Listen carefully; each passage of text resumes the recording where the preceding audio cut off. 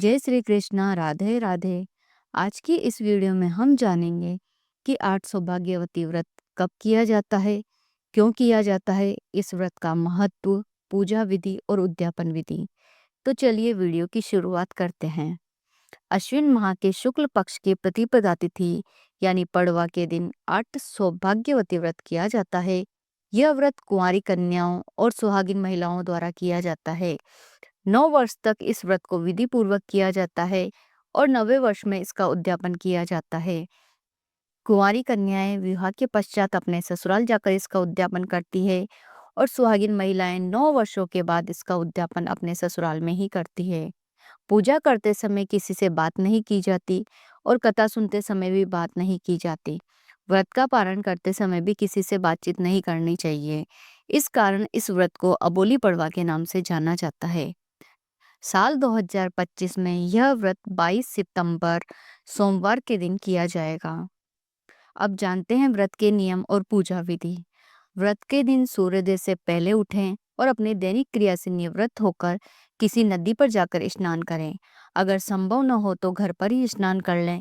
स्नान करते समय अपने सिर पर हल्दी से स्वास्तिक चिन्ह बनाएं।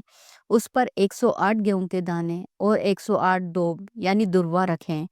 फिर यदि आप नदी पर स्नान कर रहे हैं तो वहां पर 108 डुबकी लगाएं और घर पर स्नान कर रहे हैं तो स्नान करने वाले पानी में थोड़ा सा गंगा जल मिलाकर उस पानी से 108 लोटे अपने सिर पर डालें और स्नान करें। स्नान के पश्चात स्वच्छ और नए वस्त्र धारण करें। सिर पर घूंघट लें क्योंकि इस दिन किसी भी पुरुष का मुंह नहीं देखा जाता और स्वयं भी दर्पण में अपनी शक्ल ना देखें। किसी से बिना बोले बातचीत किए बिना ही विधि विधान के साथ पूजन करें। पूजा में भोग लगाने के लिए अपने हाथ से 9 मुट्ठी आटे से 9 मीठी पुड़िया बनाएं और उन्हीं का भोग लगाएं। अगर आप ऐसा नहीं कर सकते तो गुड़ लें और गुड़ के 9 छोटे छोटे पीस कर लें और उन्हें भोग के रूप में चढ़ाएं। व्रत के सप्ताह भर पहले ज्वारे बो दें। एक मिट्टी के कलश में गीली मिट्टी भरकर उसमें जौ के दाने या फिर गेहूं के दाने बो देवे और हफ्ते भर में वो ज्वारे का रूप ले लेते हैं तो 8वें दिन उनका पूजन करें। भोजन में सुहाग की सारी सामग्री चढ़ाएं जैसे हल्दी, मेहंदी, गोटा, बिछिया, सिंदूर, चुनरी, बिंदी, चूड़ा इत्यादि। दीपक जलावें और फिर कथा सुनें।